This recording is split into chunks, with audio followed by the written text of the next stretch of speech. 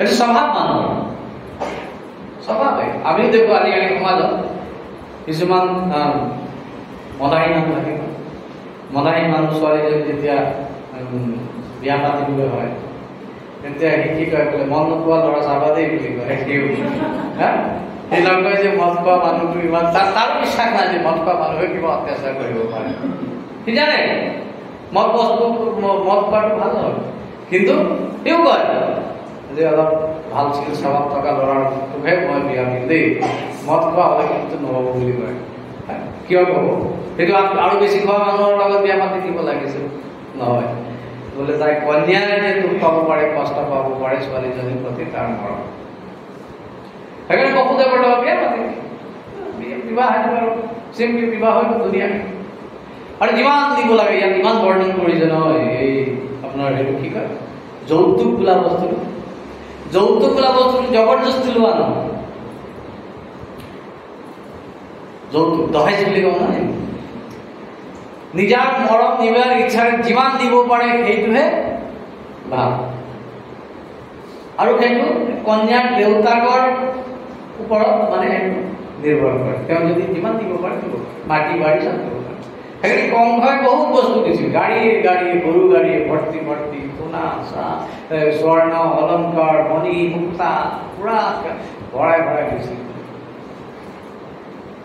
আৰু নিজ হাতেৰে বিবাহত মানে হেৰি কৰিবলৈ বিদায় দিবলৈ তেতিয়া যাওঁতে তেতিয়াহে লাগিল কেনালো। বিদায় দিবলৈ যাওঁতে যেতিয়া অলপ চোতালত পাইছিল তেতিয়াহে আকাশবাণীৰ চিঞৰ বাখৰ আৰম্ভ হৈ গ'ল। আকাশবাণী ক'লে অস্যস্তমো গৰ্ভ হন্তায়াম ভাষে উদাহ পথি পাণি গ্ৰহম কংসম আভাষ্য অশৰীৰ বাক। অশৰীৰ বাক এটা বাক্য শুনা পালে, অশৰীৰ মানে যি বাক্যত কোনো শৰীৰ নাই, কোনে কৈছে গমেই নাই, আকাশবাণী কথা। আপনি বলে অস্যস্তম গর্ভ, এই যে অষ্টম গর্ভ হান্তা তোমার এই অবুধ। আকৌ সম্বোধনটো কেনেকৈ বেয়াকে কৰিছে আকাশবাণীয়ে। কংসক কৈছে অবুধ। বুধ মানে জ্ঞানী, অবুধ মানে মূৰ্খ। এই মূৰ্খ কংস, সেইজনী অষ্টম গৰ্ভ তোমাক। এইখিনিহে আচল বস্তু কেনে বুলি মই কৈছো। তাৰপিছত আৰু কংসই কি কৰিলে আৰু সেইখিনি আপোনালোকে জানে। তৰোৱাল উলিয়াল, চুলিত ধৰি চুচুৱাই নামাই লৈ আহে, কাটি পেলাম চুচুৱা কৰি পেলাম বুলি যেতিয়া তৰোৱাল লৈ আহে তেতিয়া আৰু বসুদেৱে হাতত ধৰিব আৰু তেওঁ বুজাবলৈ আৰম্ভ কৰে। বসুদেৱ বৰ ভাল ভাল কথাবিলাক কৰে আৰু বসুদেৱকে বিশ্বাস কৰে কংস। মৃত্যু জন্মবতাং বীৰ দেহেন সহজায়তে। ঠিক কৰি বুজাইছে তোমাক। অদ্যবাপ্তা দশাং দেবা মৃত্যুর্বে প্রাণিনাং ধ্রুবঃ। যে মৃত্যু জন্মবতাং বীর, হে বীর, বীর বুলি কৈছে দেই কংস। হে বীর, মানুহ জন্মিলে কিন্তু মৃত্যুটো তাৰ লগতে আহে, মৰণটো লগতে আহে। দেহেন সহজায়তে, জায়তে মানে জন্ম হয়। শৰীৰ জন্ম হলে, মানুহৰ জন্ম হলে মৃত্যুটো তাৰ গাত লাগিয়ে আহে। খালি ইমানেই পাৰ্থক্য যে কিছুমানে সোনকালে মৃত্যু হয়, কিছুমানে বহুত বছৰ জীয়াই থাকে মৃত্যু হয়। মৃত্যুটো হয়।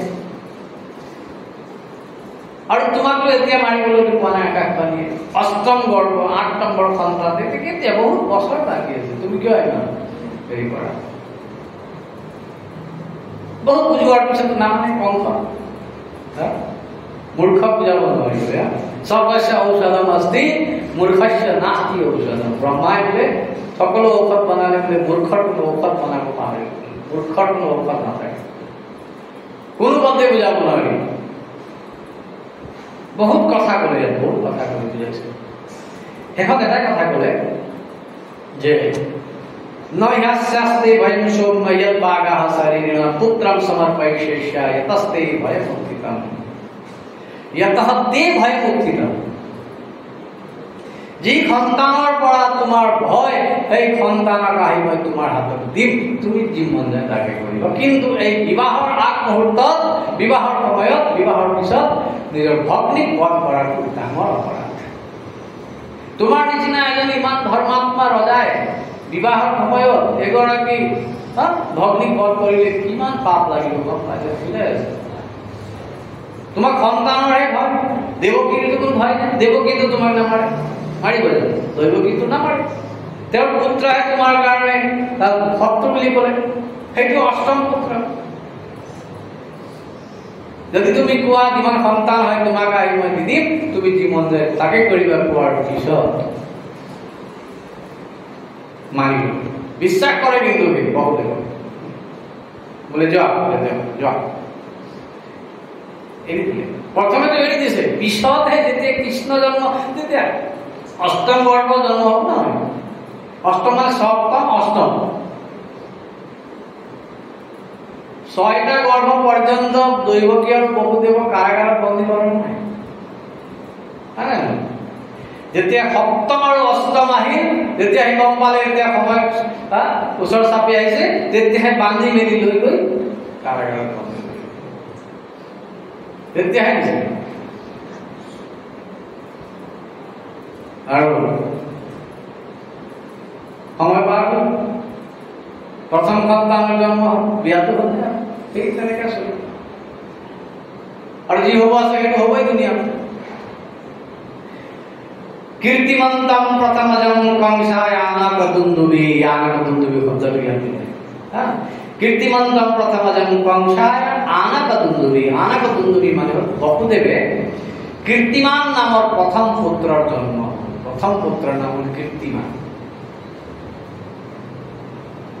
লৈ আহে কংসৰ ওচৰলৈ, বোলে লোৱা, মই তোমাক কথা দিছিলো সন্তান হলে তুমি তোমাৰ হাতত দিম বুলি। কংসই বৰ ভাল পালে, দেখিছ কিমান বিশ্বাস।